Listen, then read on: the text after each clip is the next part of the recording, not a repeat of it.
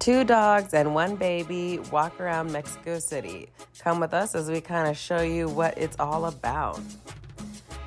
First, you gotta just walk along the sidewalks, which I gotta say, the sidewalks in Mexico City, that was the one thing that I would change. The sidewalks were really, really bad.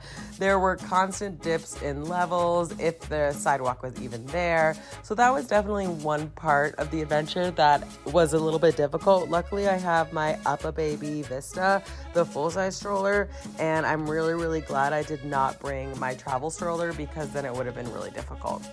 The sidewalks in Mexico City are really only built for a full-size stroller or maybe even a jogger, but a travel stroller in Mexico City is going to be difficult because, like I said, the sidewalks are a little bit tumultuous. But we're just walking around here, our little neighborhood. We were staying in Roma Norte, which was really close to Roma Sur and Roma and La Condesa. We were only maybe like a 10-minute walk from all of those neighborhoods. Octavius really, really enjoys it here because Mexico City is so super, super kid-friendly and dog-friendly.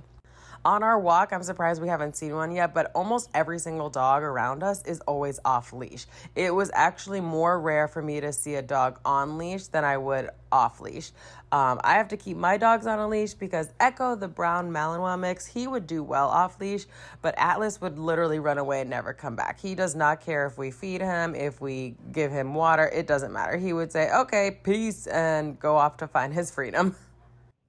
As we continue our walk, you can see it's just really beautiful, the surrounding areas. It's definitely a really highly metropolis populated city.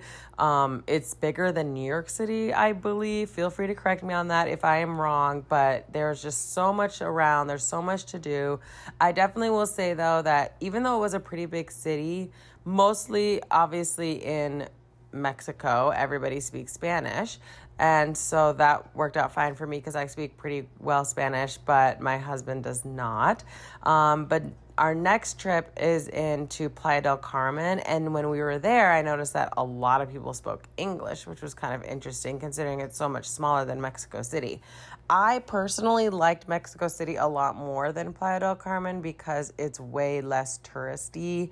And I just really enjoyed it here a lot more.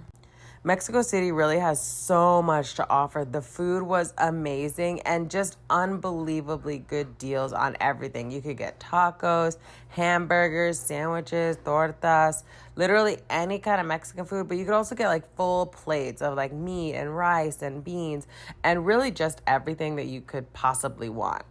This is just us kind of continuing our walk. This is the stroll that we did almost every day with the dogs. It just was really, really nice just walking around, exploring the neighborhood.